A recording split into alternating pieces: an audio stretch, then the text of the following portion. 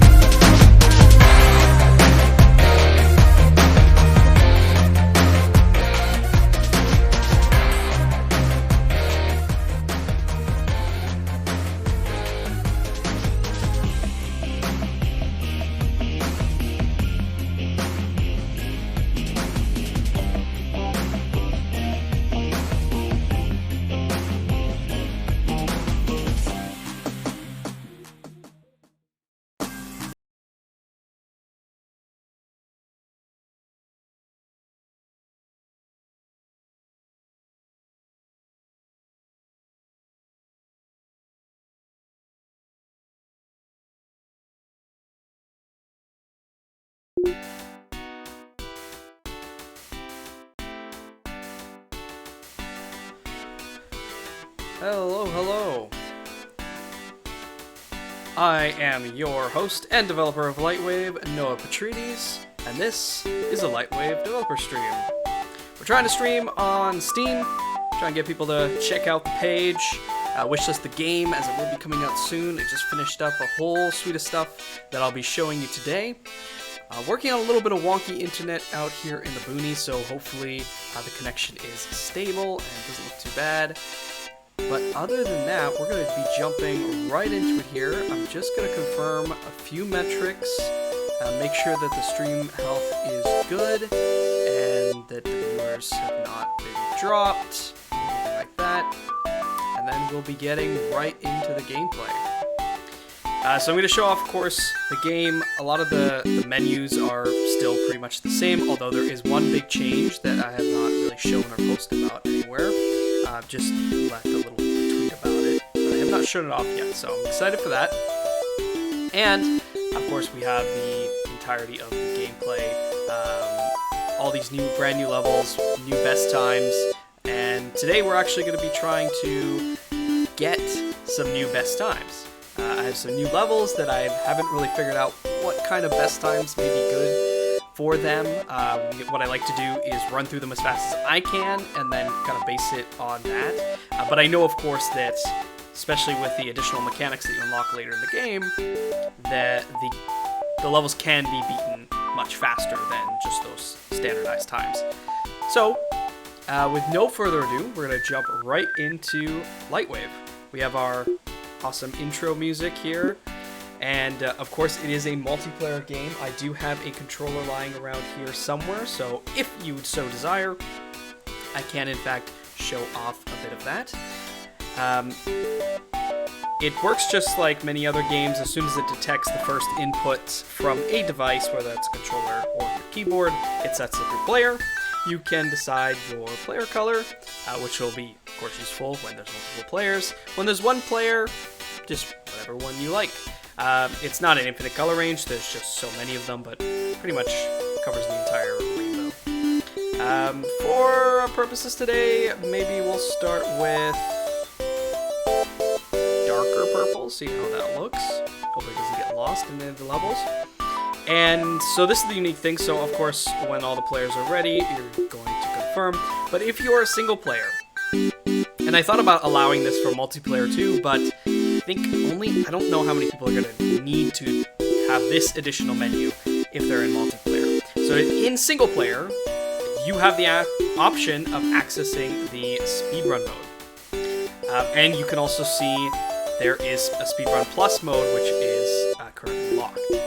So with the speedrun mode, you'll play all levels, all through, no breaks, no tutorial, just hides all the tutorial dialogue, and you're timed for the entirety of the run. It doesn't pause for loading screens or anything like that. It's just straight up the entirety of the run, much like how speedrunners would record their runs. So it factors in any other animations or timings or anything like that.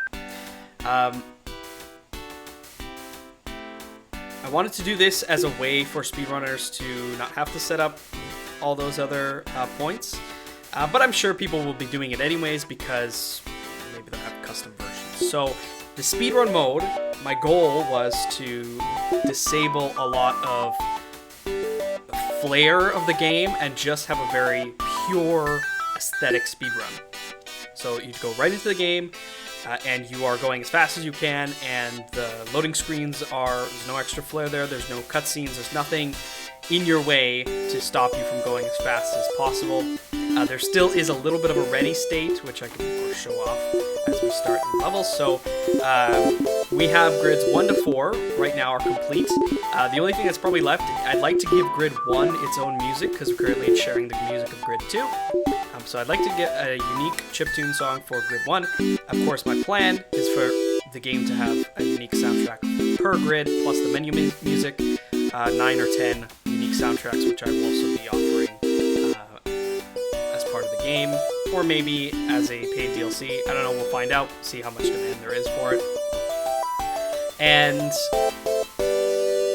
of course, normally everything will be locked, and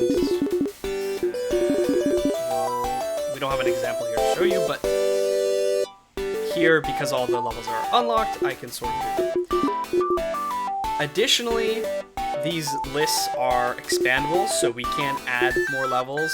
One of the ideas I had is just to have a sort of a boss level of some sort, similar to Super Meat Boy, but anyway, we'll talk more about that at another date. Let's jump in right to the first level. So when we click on a level, obviously we can see our stats on the left-hand side for that level. We have our best time, we have the gold time, silver time, bronze time. These may change in name and in style because gold, silver, bronze doesn't really match Synthwave Tron aesthetic too much. So I'm trying to think of new things for that, but that's a polish idea. And with no further ado, let's jump right into the game. So we're playing on keyboard and mouse, and what I just noticed is something I'm going to note down for the stream. So first of all, you can see our timer up at the top there is not correct. So it seems that by going into the... yes, I did remember about this actually. So we're going to do a quick reset here. And thankfully OBS won't do anything too terribly to us. Keep in mind, this is, of course, a development build, so you will be seeing issues, and you'll see our little boot up screen here that warns you of that. But I'm going to be sorting out as many bugs as I can find before releasing the demo and, of course, the game. The game is being released in early access on Steam, so you can support the development. Just a single solo dev doing this and trying to do it full time. But, of course, that's not cheap. So, back into the level select, back into our first grid, not doing the speedrun mode. We are timed per level, and we have our tutorial states. So this is what I was trying to get running. Our character, as opposed to some old, and also the environment, glows. There's a lot more glow to the game now, and some of the other things around the screen, like the little flashing digital night lights over here, will also be glowing as well. It's just a polished thing. And other than that, all the movement, that kind of stuff, has been sorted out.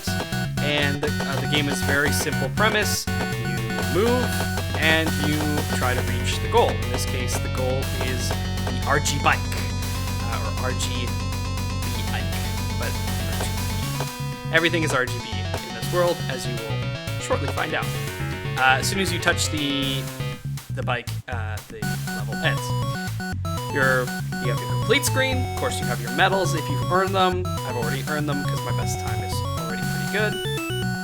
And I'm actually just going to step through a few things here, because you may be wondering, okay, obviously, if you just ran over there, you could get a good time, right? Well, not really.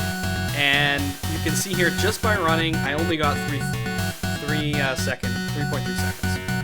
How do I get faster? Well, let's move on, and I will get to that as we learn more about the game. So try not to worry about getting the best times right off the bat. Obviously, our next tutorial is how do we get over obstacles, jump. That much is self-explanatory, and the goal with these tutorials is that they should be self-explanatory, but obviously I'm trying to show stuff off. So, we get the bike again, complete the level. As long as you complete the level, you will unlock the next level. So here, again, we need to jump higher. If we just did a regular jump, we would not reach up here. So we have to do a long jump, or a high jump, if you will, and we can use another high jump up here. Pretty simple stuff. Same thing, these boxes, they're about the same height. We can easily jump onto them. Now, these do require a bit more precision because they're big. If you just hold, you're going to end up in this pit, and you're going to have trouble. And I have seen, of course, if you're not an experienced platformer, you're not used to jumping and moving at the same time, it can be a little tricky. A simple trick is just to tap the movement, and you'll end up on the platform. Of course, for this one, we don't even need to land on it. We just jump over it, grab the bike, and we're good to go.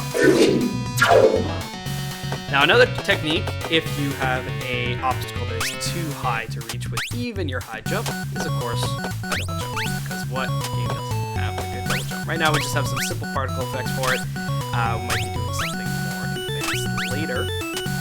And we just simply use this technique to get above this level. Now, this is the only jump in this level that you don't need to double jump for here, but all the other ones you would need to double jump for. And we have a nice staircase.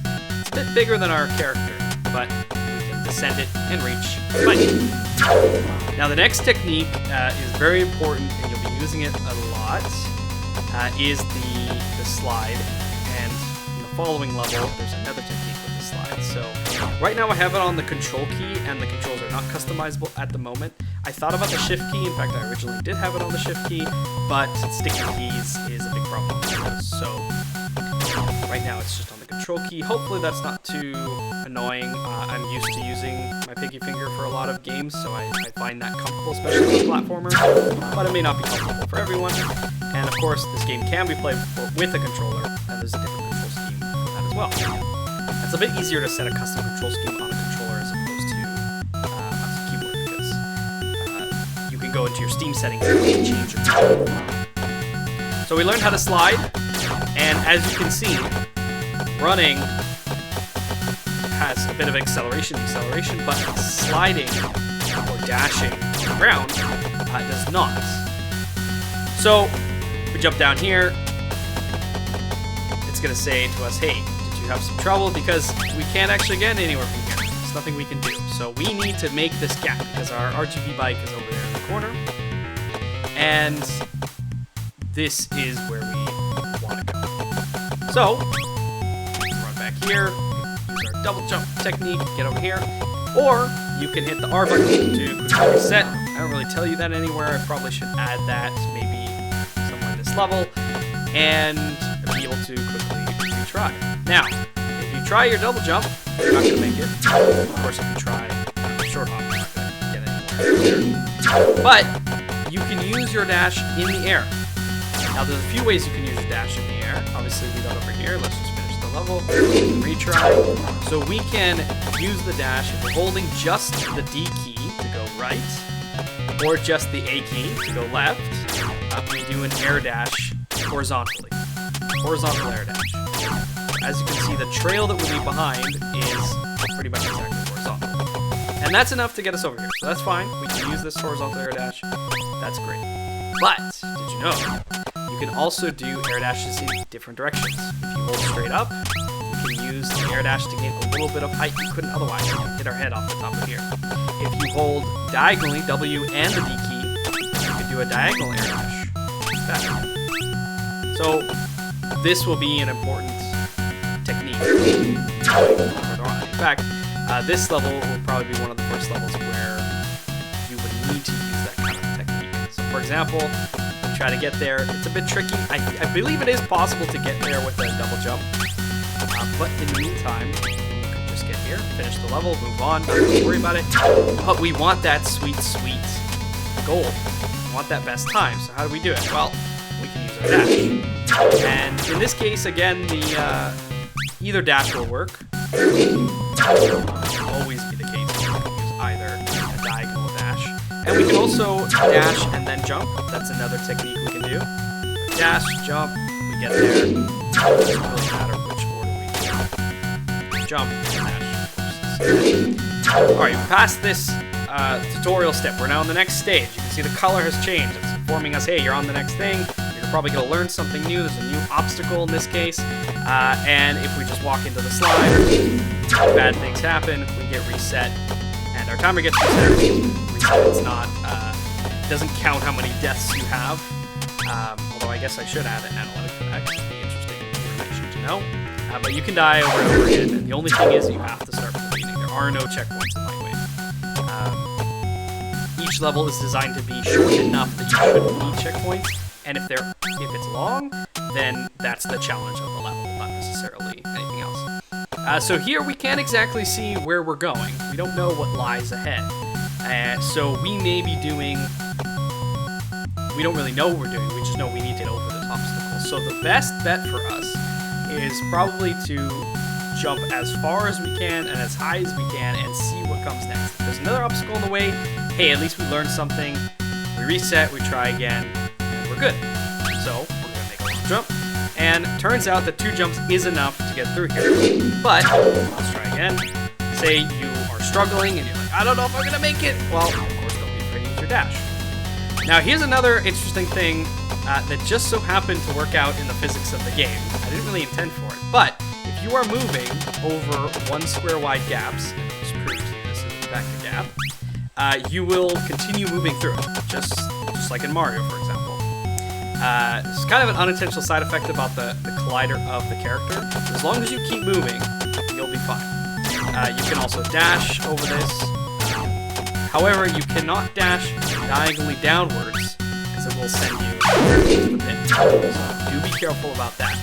And there are a few spots, a few levels where that is one of the tricks. I did not actually mean to die that there. As you can see, sometimes that little gap can mess with you.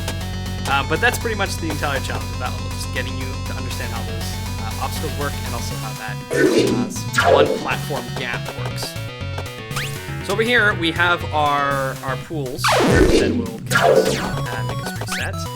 But we also have the same container, if you will, liquid container, and it does not hurt us. We can stand on this no problem. And in fact, we can even stand up here. It's a small area, but we can do it. And we obviously need to get around this. So anything outlined in blue is a kind of a hard wall, so you're not going to be able to get through that. So pretty simple, we just jump up here. We don't need any fancy technique. And we can jump on these little platforms here. And up and over. And there we go. Now, it took me 36 seconds to do that. Let's do a normal run and see how long it actually takes. We know what the level looks like, and we're just making our jumps. Nothing too complicated here. Boom. Okay, just under 10 seconds. That would be enough for a bronze. But As you can see, I actually don't have gold time on this. I do have silver time, because my best time is high enough. But how would I get gold time? Well, it takes a lot of precision and a knowledge of the techniques. For example, you can double dash by dashing off of the ground and then again in the air. If you jump, you can only dash once, and that's it. But if you dash, you can then go a lot faster. So, you're going to want to combine dashes in different directions to try and get you over the obstacles as fast as possible. And of course, being precise. And it does take even me a long time to make sure that my precision movements are fast enough. I got about the same as my best time, but I know sub 6 is possible if you get almost everything correct. Which of course, I do remember there's a particular technique to this level, which is maybe not the best example, of like clipping corners. If you don't get that, you're going to be in trouble. Because that's about half a second you're going to lose, right? I'm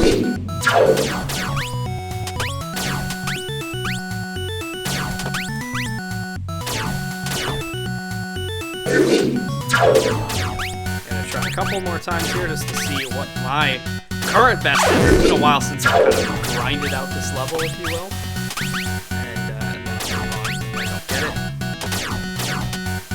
I can tell I'm slow because I should basically be dashing the entire time, and I'm not.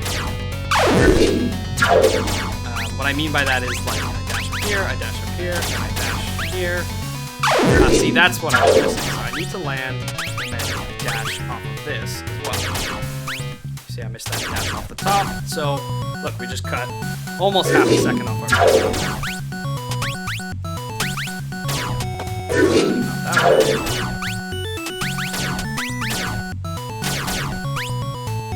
If I had landed on top of that little tower, if you will, I probably would have been able to get my dash back and be able to beat that. So let's see, the tower. As long as I still make progress, I feel happy replaying the level, which I hope most speedrunners. Anytime your momentum gets killed because you run into something or you flip something, obviously that's gonna lose you a lot of time. Oh, just missed it! 6!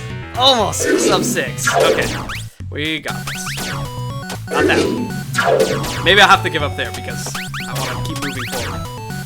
But as you can see, you need to be thinking about the routes, you need to be trying different things, and being precise about your movements.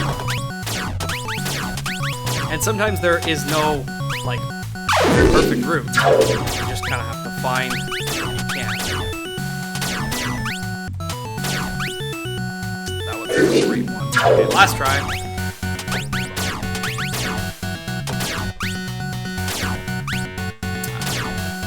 That's okay. We almost got the goal, which we know if we just optimize a little bit, we can definitely get it. This is the beautiful grid. This is where all our levels lie. And the sun definitely contrasts quite heavily, which is why I decided to hide it most of the time. But just a few moments like that and some windows, you get glances at it. I think it really helps.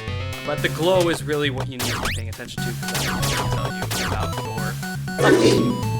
Was there any techniques in this level to be thinking of? Okay, well, in order to get through here, we need to dash, right?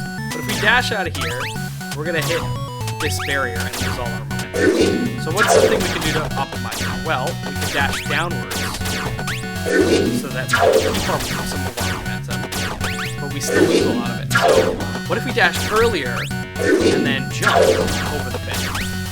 Well, that's possible. Not landing, but as you can see, I was able to retain most of my momentum. That was pretty much perfect, and then I got stuck on that corner. I was able to pretty much retain all of my momentum, and I got a new best time. But in order to get sub 7.5, which is gold, I would definitely have to nail that every single time.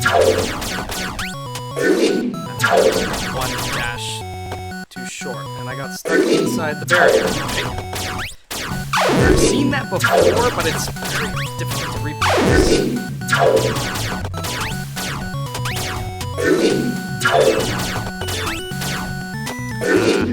just didn't jump far enough.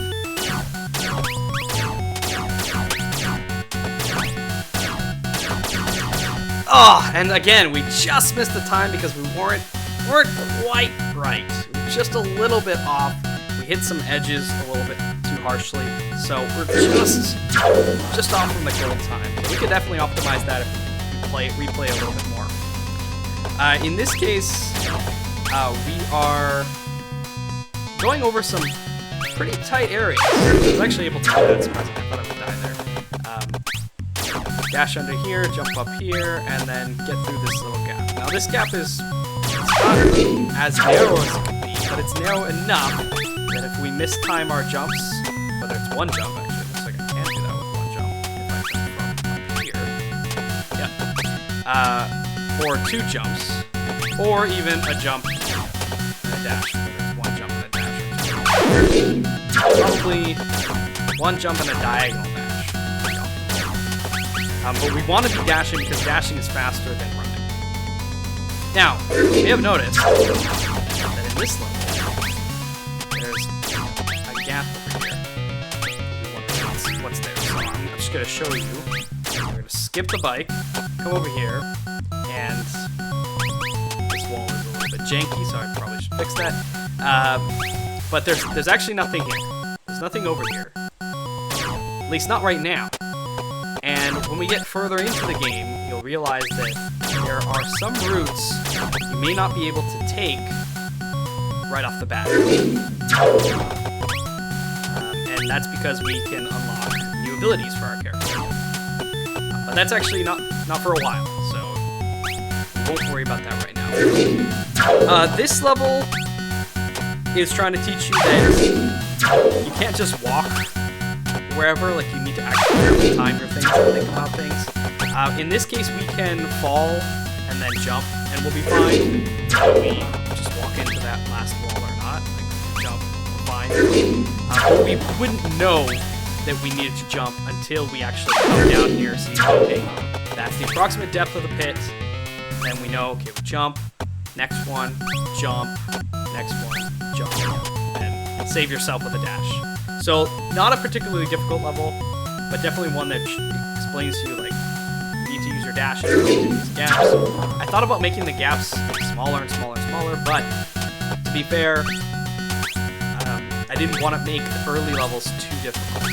Even this level is probably too difficult for a lot of early players, because these single platforms are quite narrow, and even though you only need to use one jump to get between them,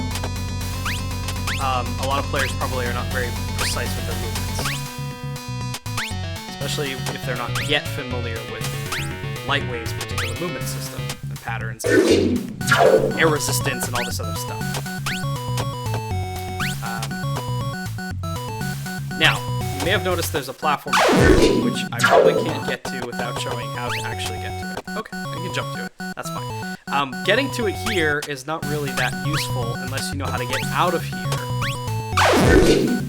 Now, if I show you up here, one high jump gets us to about here, and we lose our momentum, so not ideal. So if we do want to go the above route, we probably want to do two jumps, and then come through. Alternatively, if we do two dashes, we get to the same place. So if we do one jump and a dash, jump and dash. Appropriately, we can get up fast. So one technique for going fast in this area would be something like this. And again, we lose a lot of our momentum because we clip these edges. So what we want to do is avoid clipping the edges as much as possible. So if we actually go down here with a bit of precision, it's not easy to replicate, we can get through without losing any speed. There,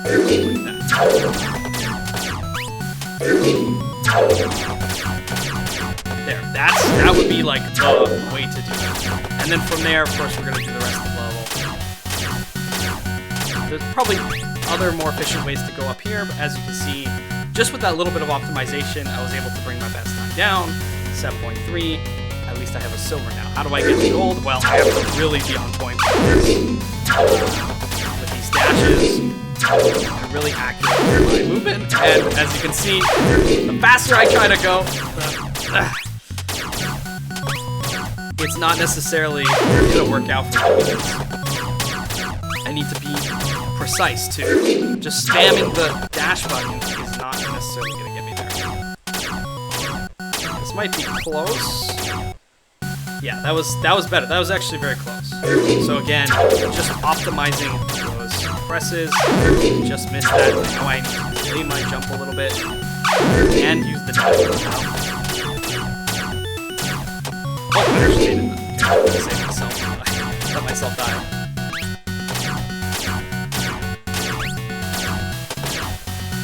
Something like that, but obviously combining the best start and exit. I'm not probably not going to be over here, so let's just finish the level. The next one. Of course, at any time, you can go back to the main menu. Make sure you have your controller hooked up again, and refine where you were. Now, in theory, the menu will take you back to the last level you played. It's just not working quite correctly right now. It'll take you back to the last level you had selected in the level select menu. I can update it so that it takes you to the actual last level you did play, even if you didn't come back to the level select menu. Actually, a good question. Which one were we on? We were on 2-6? Yeah, 2-6. So 2-7 is next, which I actually do have a hold on my last update. This one's very simple. You can beat it without dashing or anything like that, but I did want you to try and learn the rhythm of double dashing. And that's how you can get the goal. Not particularly hard. In fact, I just beat my best time there. And not even really that optimized because I was clipping a lot of corners. So this one's not particularly hard to get the gold on, but I did want to try and get you to learn, okay, how do you optimize your dash timings and how do you link dashes, one dash after the next.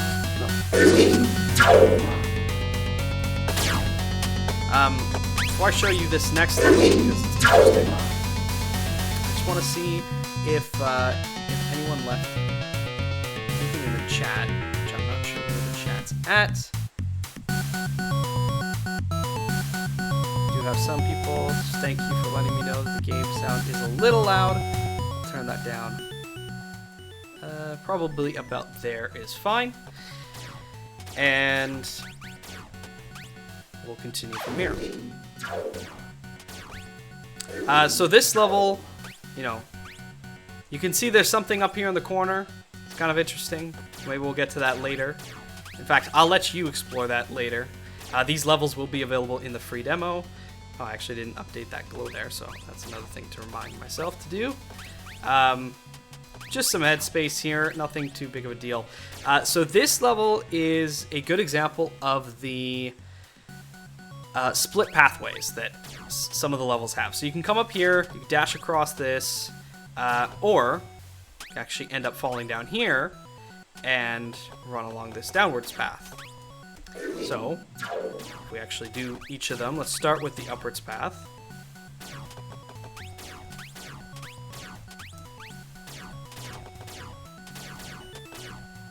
Oh, and I ended up falling, but it's okay because I caught myself.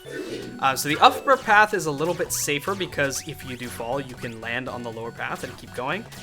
But the lower path is, I believe, slightly faster because you don't have to do that big jump to get up to the top. And as you see by the best time, it actually was faster.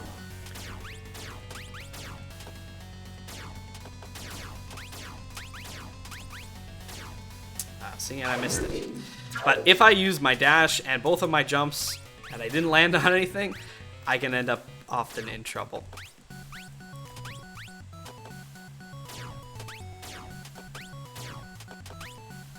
Of course, these gaps are not that dangerous as long as you're not dashing diagonally downwards. And all we have to do is get to the bike. This level is probably one of the trickiest ones you'll face so far if you have not been making full use of your abilities. You probably won't really know where to go. You might be exploring around and then see, okay, actually there's a gap up here, and oh look, the bike's up there, so I probably have to go up there. So in order to make this jump, first of all, you have to not fall in the goo. Second of all, you're going to have to use both your jump, your double jump, and your dash to get up here. And you can't just do measly double jumps and expect that you'll get up here. You need to do full double jumps. So this is kind of a good barrier point that if you can't make this jump, you may want to think if you're using your jumps and your dash optimally. Are you jumping? Are you using your double dash or your double jump, your second jump, at the height of your first jump, the max height of your first jump? Or are you falling? Or are you using it too soon? All of those things, if you correct them, you can easily get over this and easily get on to the next level. Now this is the first really big level, and I reduced its difficulty by changing the ending, which actually was the ending from the previous level. But this is just a big climb, and there's a lot of different routes to go. This map is fairly wide as well, so there's lots of different ways to climb, and I don't even think I know the most optimal way to climb because I tend to not use my dashes too much when I climb because I have too much of a chance of just missing the platform I'm trying to land on. So if I'm landing on a big platform, it might be okay, but if I'm landing on a smaller platform like that, I end up sliding off the edge. But pretty simple, just get to the top, and about 30 seconds, give or take, to do that. So here we're introduced to the next grid and the next set of obstacles. Somebody commented that these are not the best looking obstacles for LightWave, and maybe I can design something that fits the world a little bit better. I probably would agree, and I may be redesigning them soon, but the premise is that they will just kill you or reset you as soon as you touch them. So don't touch them, just avoid them. You can flirt with them a little bit if you're careful because their hitbox is quite precise. See here? It's... yeah, it's quite precise. Especially for the character's jump animation. Like, I think your toe actually does touch it, but I don't change your collision box other than the slide. The slide changes your collision box so you can get under some barriers. Other than that, the collision box for the character is the same size. So this one's pretty simple, but it may be tricky at first. Just do some jumps to get over here. Of course, you want to go faster, you may use your dash. You can save some dashes for there as well. And then you can double jump over that, but that's not the fastest way. You want to dash over that the fastest way. This is another one of those levels that you can go a different route if you have access to a different ability. But for right now, we're going to go the regular way. Fairly simple, although this will probably be the first one where if you're trying to do it fast, you're going to start running into some issues because you need to get through some tricky gaps, and if you're really trying to optimize your dash timings, it can be quite tricky. And your jumps too, of course. Really? I actually thought I had that one. Especially this, like if you're dashing and you come out here, you could easily hit yourself. That last jump is a little bit tricky as well. But if you had struggled with that last jump at the end of the last level, this level will sort of teach you how to avoid these short pitfalls. Because if you bang your head off the top, you're gonna immediately fall in this pit. Now you can use your double jump to save you, or your dash even to save you, but that won't be an easy possibility for the rest of this level. So here, we just slide across. This part is not dangerous at all, it's mostly just to scare you. But this part is dangerous. As you can see, it's quite tricky. I can use my double jump to save me, but that's not optimal. Even there, I didn't even time it right. So how do I get over this? Well, it's actually a technique with the dashing. So if you dash straight at this obstacle, you will hit it because you end up falling sort of below the obstacle with a straight dash. But if you dash diagonally upwards into the ceiling, as you can see, his head does kind of pop into the ceiling for a split second, you keep your upwards momentum, so you stay above the ground. So you do that twice, get over here, but if you try to do that here, obviously you hit your head, so you can't do it there. So how do we do it there? Well, not quite sure what happened there. I think I did a double jump and died. We could save ourselves with a double jump, and that works fine. A bit trickier here, and even trickier here. So ultimately, we want to dash jump. Like dash and then immediately, or jump and then immediately dash. We can practice it here if we want. So before we hit the ceiling, we just do a short hop. And we can't let ourselves hit the ceiling because we'll die in that other area. But if we dash before we hit the ceiling, we don't reach the ceiling, and we can dash at the ceiling level, we can dash below the ceiling level, whichever.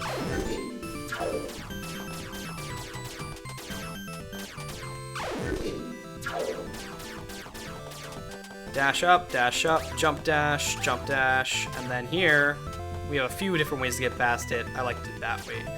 With 2 diagonal dashes, it just seems to be the most optimal. In this next section, don't be fooled. These little spigots, spouts, whatever you want to call them, they're not. You can't stand on those. We just keep going here, and then this area is mostly meant to scare you, to give you a bit of anxiety, because it looks like you're going to collide with a lot of this stuff, but actually we can go straight over this obstacle, and only if we don't have enough momentum to get over it will we fall in, just like those other single tile gaps. So obviously these 4 tile gaps, where there's 4 obstacles in a row, we'll definitely die to those. But the rest is fairly simple. Just charge across, mind the gap, come down here. Now this last section, which I'm not going to replay too many times because this is at the end of the level. Once you just sort of know where the obstacles are in this little tube, whatever you want to call it, then it's not too tricky. But you do need to fall straight down in between a bunch of hazards. And there will be other points, other levels, where we sort of make use of that a little bit more. So here, there are a bit bigger gaps.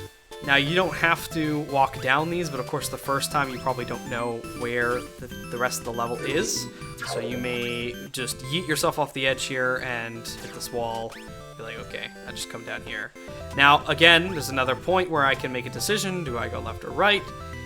I don't know if one is actually more optimal than the other. I think one is easier, slightly easier than the other, because of just how your momentum works. So in this case, you have to cut your momentum and then get through this gap and then get up over here.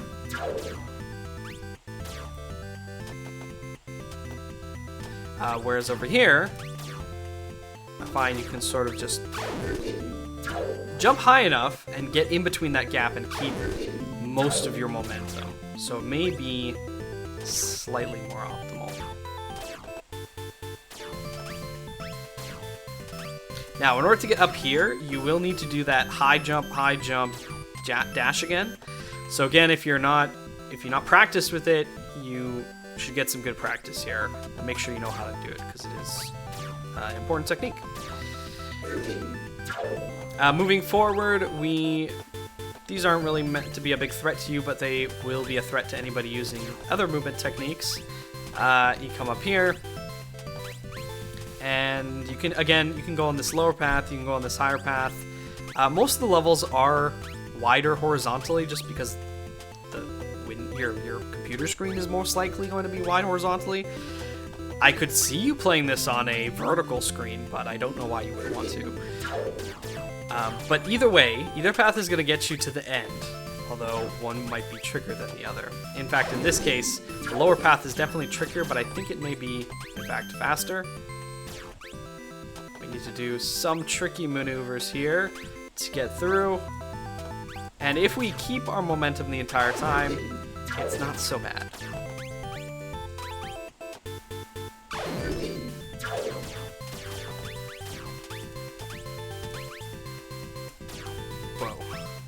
Close. And if you're not precise, you can often recover, but not always.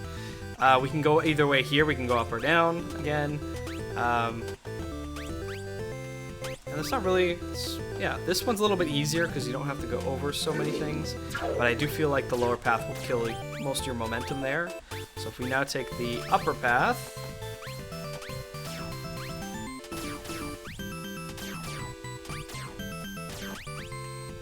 as long as we get over those, we're good. Now, best time, I do have it on this level. I make sure I can get them on every level, but I do often wipe my save, which is why I don't have the golds for every single one right now. This level is probably the first technical level where you may be taking your movement a lot slower than before, because there are small, narrow gaps you need to get through. You need to make sure you avoid these hazards as you're going through, but it's not a very long level. Now, you may be noticing that my best time is very short in comparison, even if I do this relatively fast. It's not too easy to move at a high speed and be precise, because this level is all about precision. I can go fall down here, I'm fine as long as I jump in time. I can come up here. This level you can make use of a lot of the tricks that you've already learned. So for example, if I come down here, I should be able to use a diagonal dash to get over that hazard. I might have to jump first.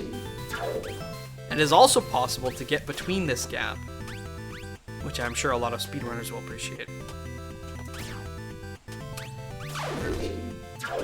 In theory, it should be possible to get through that gap. There we go. So not always the easiest thing to get between certain gaps, but it may be faster. So you may have to try different routes and see what's fastest for you. And if you're really a completionist, then I guess you'll just have to be better than me. Another way, again, we can go up or down, just depending on our choice.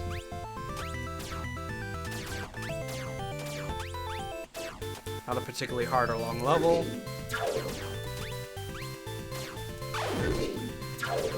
Making sure we save jumps and dashes for the right opportunities. I almost made it over there, and then kind of messed up my timing there. But not that hard of a level. Is this the one I think it is? Yes, it is. This one is actually a maze, like a proper maze. So it shouldn't take you that long once you know the route, but the first time going through it, it's going to be difficult. And actually, I don't want to spoil this one. I'll just show you that it pretty much is a maze. So I'm going to skip this one. I don't remember what level this one actually is. And let's see, we're at 3. I think it's 3-9. Yes, 3-9. So we'll skip to 3-10. And this is sort of the gauntlet challenge. So if you can do all the other levels, you should have all the techniques you need to do this one and do it fast.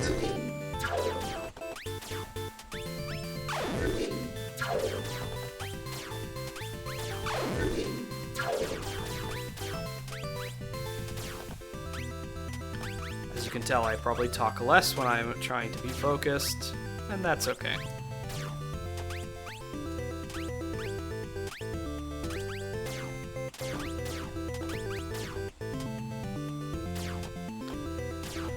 So with the demo, I am interested in getting feedback on these levels and seeing, are they too hard, are they too easy for where they are in the game. Obviously the later levels should be a little bit more difficult.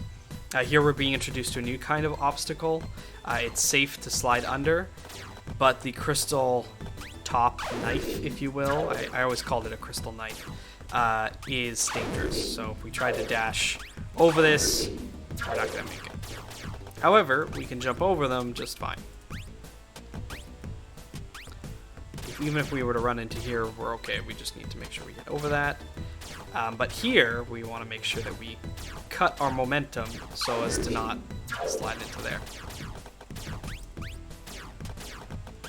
Oops.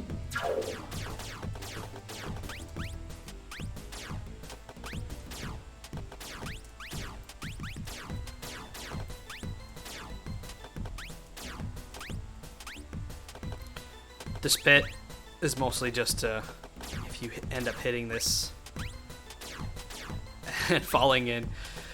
So you need to make sure you're kind of thinking ahead and being like, okay, I need to jump here, so I just completely avoid this obstacle rather than just dashing into here, falling into here, suffering. It's not good. So we go a little bit faster on this one now. Actually, missed that double dash. Actually, it doesn't get me all the way as high as I thought it would, so probably need to add in a jump there.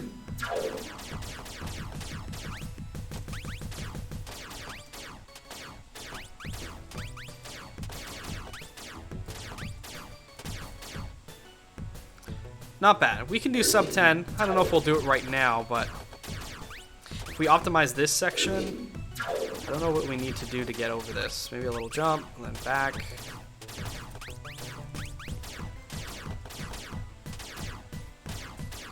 There we go, and we got the gold. So finally we got a gold. So it just takes a little bit of practice, a little bit of optimization, trying to figure out some different routes. If that level has various ways to go, figuring out which one's faster. This one's pretty much the same as the other one. It's just a little bit trickier. There's a few more obstacles. These narrow ceilings. But basically the same thing. Now, we don't forget about the old obstacles that we've had in the past. So we brought some of those back in this level. Again, this one, there are some different ways to go. Like I could go down here. I don't know if it's actually faster. I just know that the routes I've taken tend towards, for example, coming up here and then down like that. And for the most part, you can keep your momentum the entire time.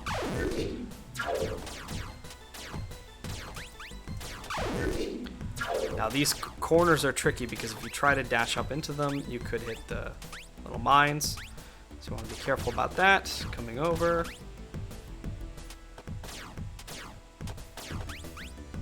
Oh yeah, and this part can stay above the obstacles.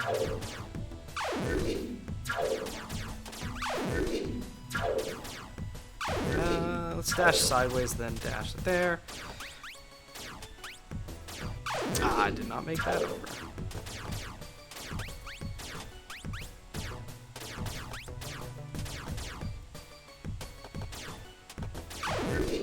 Ooh, tricky.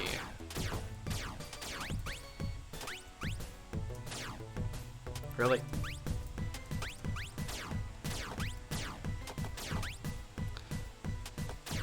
I have to make sure I actually finish each level. All of the stuff that I'm showing off today is basically going to be in the demo anyway, except for the speedrun mode. So I'm not too worried about showing it off. And some of this will be slightly different as I fix some issues here and there, but for the most part, these levels there are good to go. Sometimes the collider boxes generate weirdly. I'm not sure why. Not much commentary on this level. It's just about climbing and falling. So if you were to be over on this side and climb this side of the level, you can obviously see the fall ahead of time and kind of see where all those obstacles are. And this is again one of those levels where like how you climb is not really that important, although obviously you could not make that jump, so you have to cross at least for that point.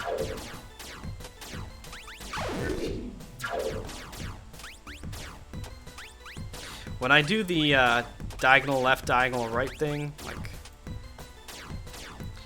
I guess this, that technique, it makes me feel like I should add in wall jumping to the game, because that's pretty much what that looks like, right? It looks like I'm doing a wall jump or something. And I did think about it,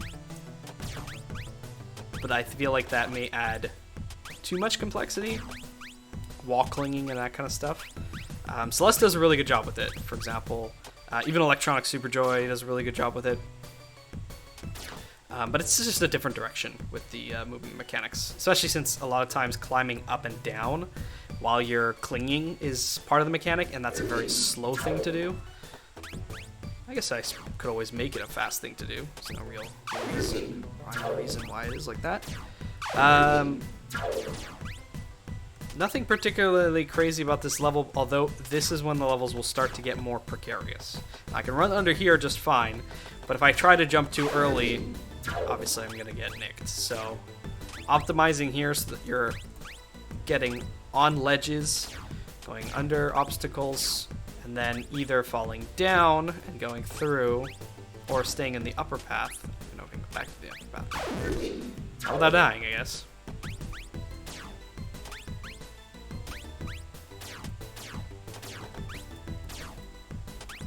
Yeah, see, I think I may add in some jump forgiveness. I believe Mario does have jump forgiveness, where if you jump just a few frames late, you keep your double jump. Because right now, if you jump right as you hit the edge of the, like, start falling off the platform, you only have one jump, because you did not jump off of a platform, you're just jumping in the air. So if you want to think about it, you really have one jump and one air jump. But you cannot use the jump if you are not on the ground. So for example here, if I jump just a bit too late, I only have one jump. If I jump early enough, I have two.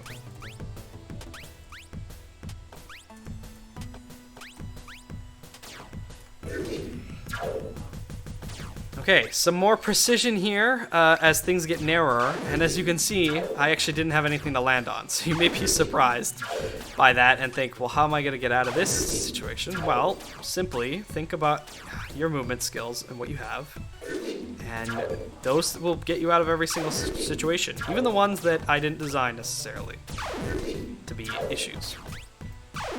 So for example here, I could jump and then dash. Gets me over there, or I can dash and then jump. Either solution in this case works. It's not always that case, but getting through this narrow gap up here, not hard, but it's requires some precision. I don't even know if this is, I would say this is the most precise level in this grid. Probably not. This one may require some more precision. So very similar to the last level. This one you have a few different options, so you want to be careful with your dash because you're going to end up in spikes. You fall down here, you can go under, get down here, keep falling, and then again you make a decision, do you go left or do you go right? They're slightly different, as you may be able to see, but really speed-wise they may only be a little bit different. Some optimization for this level could include coming down here. Oh, I fell off the edge of the knife, so not ideal. And falling here, so you skip all of those ledges. Because you have gravity, the longer you're falling, the faster you're falling, so there's no real terminal velocity for this guy. So skipping a lot of that section of the game, or section of the level, I should say, is useful. Especially if you're going for those gold times. And you may notice something about the times when I get there. If I can actually beat this level, maybe I'll stop trying to be fast. I can't help it, that's what the game's all about.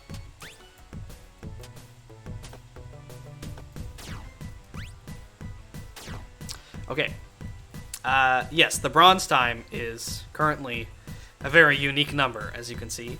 And that's because this level actually does not have the best time set up yet. This is one of the levels that I'm trying to find out what the theoretical best time is with just the basic movement options. This level is sort of a climb. Yeah, I guess you'd call it a climb. Is this... Yeah, you can go all the way over here, but this is not going to lead to your goal. In fact, you'll notice pretty quickly that these are sort of gates. So if you fall down after this initial platforming section, you have to return to the start.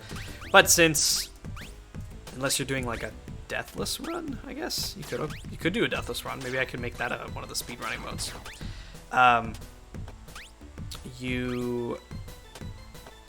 If you fall down any of these gaps, you will end up at the bottom, and probably just want to reset the level. Here, this is a very tricky jump. What I prefer to do is jump and then do a double jump and then fall and jump, and then you can just jump away. But that gap will probably mess a lot of people up.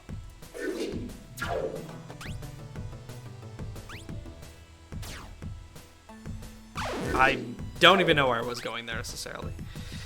There's no place to land here. You have to land on this container of liquid. And as you can see, the liquid is sort of falling through. If you touch the liquid, you're a goner. So try not to touch the liquid. Oh boy. Now you don't necessarily have to land on any of these platforms. You can go through them, but you'll want to reset your dash if you've used it. This climb not particularly difficult if you're taking it slow. As soon as you start adding in your dashes, it becomes dangerous, especially on these single block platforms. Oh boy.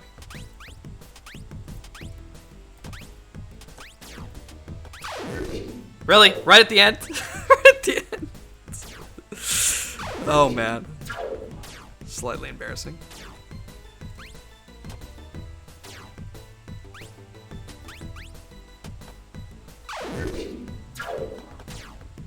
Okay, we got this. We're fine. Everything's fine.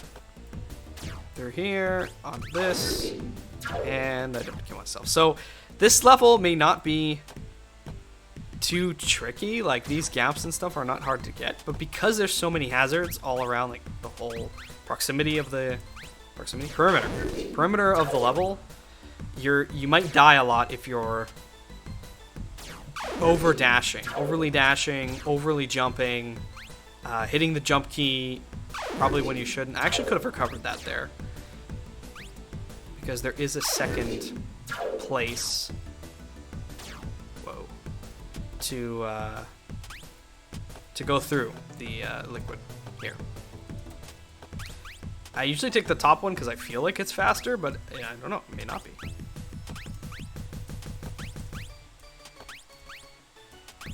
I don't always have to land on every platform, but you can if you desire.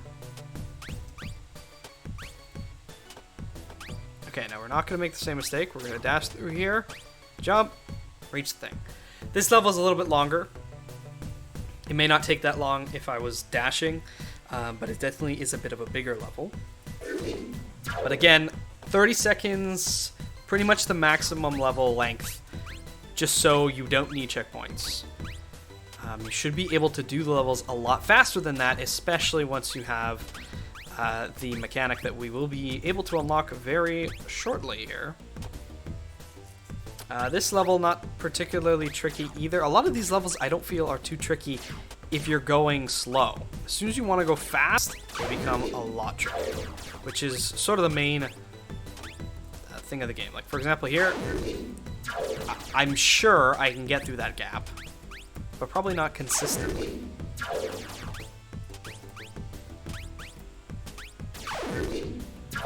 Almost made it all the way through, but I lost my momentum right at the end.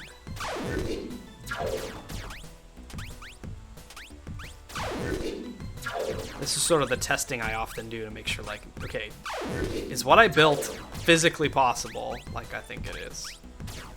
And it is. So you can, in fact, do that. That would save you a lot of time in a speedrun, or when you're going for your gold time. And a lot of the gold times, you need to do the tricks like that in order to get the gold time. If that level has the last knife at the very end I forgot about. Can I make this? I did. Okay, so it's not that hard. It just requires knowledge of the exact timing and a bit of dexterity on your side as well.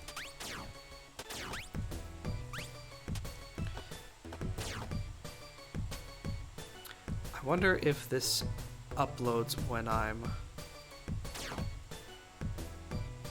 paused.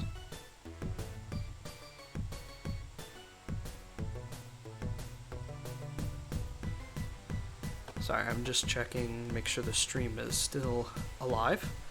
And it is. I don't want to watch my own stream because that may cause some lag. But It's actually already been an hour, so we're almost done showing you sort of what's in the demo.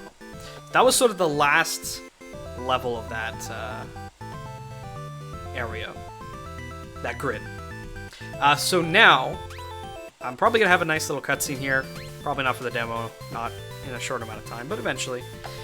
And we unlock a new ability. So this is the RG Beam.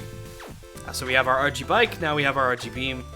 And this is how we will traverse the game, especially at a much more faster and sometimes more fluid rate. So for example, I can grapple the floor and it gives me a big boost over just the dash speed. I'm sure speedrunners will have insane time with this because you can just move so fast, especially if you're doing it right. Now, there's no limit on how many times you can fire the beam before you land. I really didn't want there to be a limit because I want you to use this technique to go as fast as possible. And if you hit an obstacle and you die, like, so be it. But you will need to use this technique in order to beat certain levels. For an example, in this case, let's just start that again. So we're going to need to use the beam to climb up. And probably how most people might use it is like this. That's fine. But you can also sort of use it to swing like that. And then this gap, obviously you're going to see that there's no possible way we get over it with our jumps and our dashes. There's just no way. So you will need to use the beam. So if you don't know about this sort of technique of, what do we call it, beam spamming or something? I hope these names don't stick and the community comes up with better ones, but you can use this sort of beam spam to keep you close to this this wall, the ceiling, whatever you're clicking on. And for mouse and keyboard, it follows your mouse, so you can be really precise with it. I find the precision on the gamepad controllers is not that precise, but it could just be because I don't have a good quality gamepad. I'm not really sure. But in theory, you should have full access, 360-degree access on your right control stick to use the RG Beam. So I know you saw me hit the next button, but it didn't actually go to the next level. That's okay. What I just want to show you is the speedrun and how it's different. And I need to also note for myself that the speedrun needs to be fixed, because when you leave the speedrun menu, it doesn't actually fix that you're not in speedrun mode anymore. That's okay. In fact, it didn't register that I'm in speedrun mode right now, so maybe I just have an issue that when the game sets its game mode, it stays on that game mode. So give me another moment to reset. This is obviously development stuff. Some people like to see that sort of process. But we'll be doing more and more streams as I fix these issues, and also as we get closer to the live demo release. When is that, you may ask? Hopefully within the next 2 weeks, but I can't make any promises as I still need Steam to approve the builds, and I need to make sure that I find all the bugs that I can before I actually let the public play it, because I am not a fan, obviously, of playing games that have issues in them. I don't want the game to be out there so that I can use the players as bug testers. That's not my goal. My goal is for them to be able to give me feedback on their thoughts on speedrunning and what speedrunning means to them. So actually I'm in the speedrun mode, so I shouldn't be wasting any time here. You can see we have our time and our split times. The split time is when you finish the last level in your total time. Now, it doesn't list all of your split times, it just lists the one for your last level. It might be useful if you're recording and you can set those split times later, so you're not pressing a button. As you may notice, there's still a ready time at the very beginning, but it's a lot shorter. And if there were any cutscenes or other animations, they would be disabled. And yeah, we're just going through. There's no complete menu, there's no medals, there's nothing to worry about. You just start the next level as soon as you reach the end, or restart, of course, if you fail. So other things to talk about, once you complete the game, you will be able to go back and play the game again with the grappling hook in, for example, these levels that you cannot use the grappling hook with. You can use the grappling hook in this level and get an even faster best time. So I think it may only take a half a day, but it won't be long before the best times are probably all using grappling hooks. And I suppose I could set some kind of rule of, you know, one leaderboard for the level with a grappling hook and one leaderboard for the level without a grappling hook. If people desire that, I can always add that in. But I think it's fine, because it won't take you too long. Just beat each of the levels once, that's it, and then you start on the next set of levels. So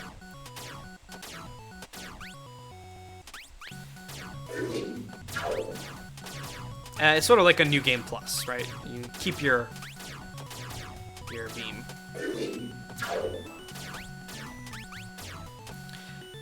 Didn't really want dialogue or anything else that would slow the game down, especially with having a speedrun mode. I have to turn all that stuff off. So if I do end up adding any more story elements, the speedrun mode will have that disabled, and it will always feel like a fresh run or fresh game. But I may have speedrun modes, dedicated to different mechanics. So, for example, if you may have noticed on the speedrun menu, couldn't think of the word there, there's a Speedrun Plus. Speedrun Plus is basically New Game Plus as a speedrun. So you do use your grappling hook on every level, and you try to get the best time with the grappling hook throughout the whole game. So early levels, using that. Regular speedrun mode will not have a grappling hook in these early levels. Like right now, I can't use the grappling hook, and that will be the same for the regular speedrun mode. So you won't be able to use the grappling hook unless that level is far enough in the grids that that's when you actually get it as part of the story, if you will. I've already talked about kind of all of the techniques that I'm using right now. That was a weird issue. Let's ignore that for a second. But each of the things that I'm doing, I'm sort of putting all the various techniques together. And I'm sure that other players will discover probably more techniques. There are a few maybe oddities with the movement system that you may be able to take advantage of. For example, your vertical dash is actually based on your velocity. Your vertical velocity. Your vertical dash is based on your vertical velocity. So if I dash from the ground, I don't get very high. But if I jump up here, and then I dash pretty much right before I hit the ground, I go a lot higher. So you may be able to make use of that, and I may even design a level later on in the grids that you have to use that feature in order to make it past an obstacle.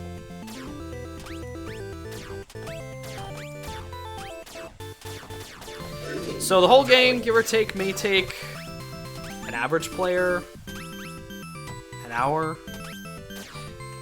Each speedrun may take 20 to 30 minutes, at least at my pace, which I'm not a professional speedrunner, so take that as you will. For example, this gap, I can make it, just not consistently. So if I was doing this in a speedrun, I probably wouldn't do this, because the chance of me failing it is quite high. But it only requires a little bit of timing, and I don't think it's that tricky of a technique to pull off. Now in this level, you have to do it twice in order to actually get through this area. But for me to do it twice consistently is quite difficult, considering that I can't even do it the first time consistently.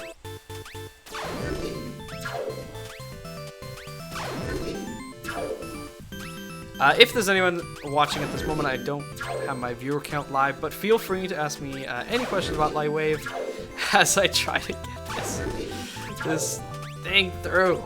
Come on.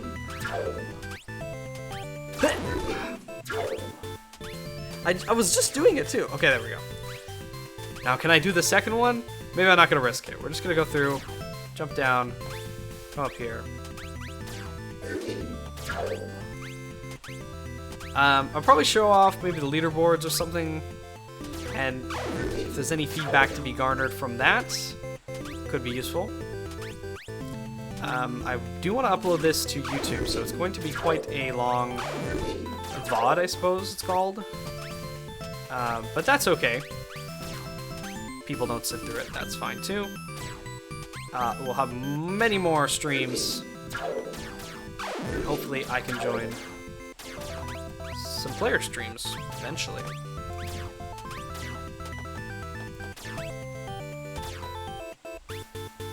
Oh yes, I wasn't going to show you this level. So, I think that is where we're going to call it. So I don't show you the maze level, because that one's a fun one. And I just want to say thank you to everyone who is watched, who has followed development. Please, please, please wishlist the game on Steam. I'm sure many of you who are seeing this probably have already done so. We're going to go back to the main menu here.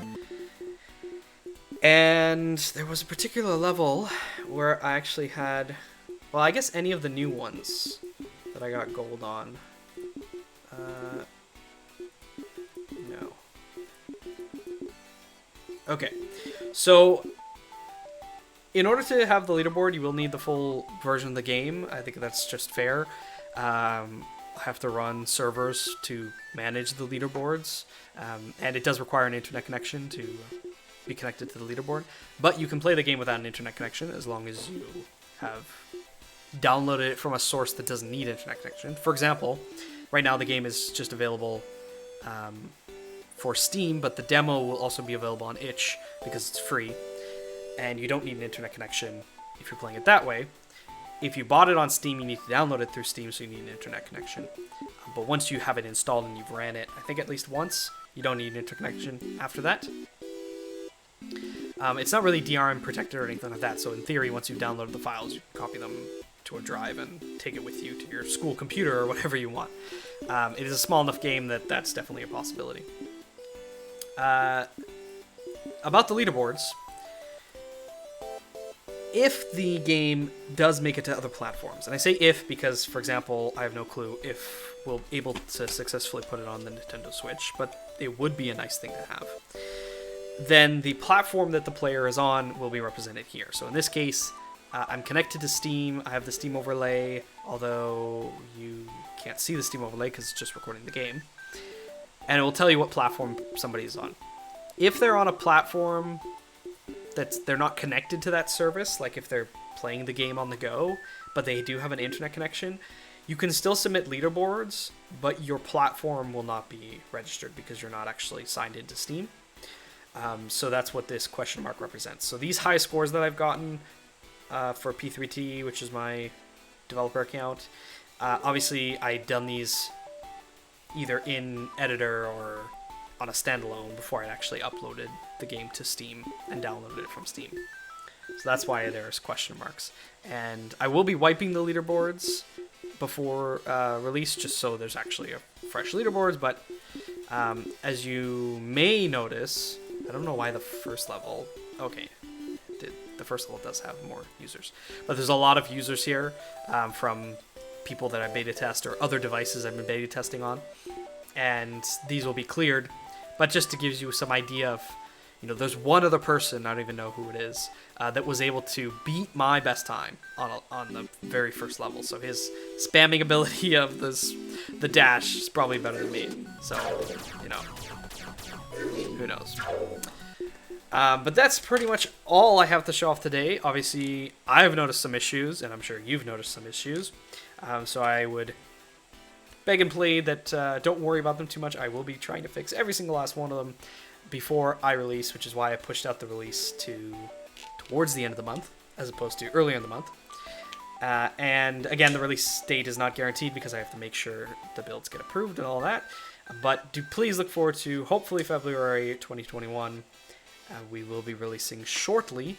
There's a few things on my list. I have a bunch of sticky notes on my wall, things that I will be getting done in the next little while for the demo version of LightWave and the early access.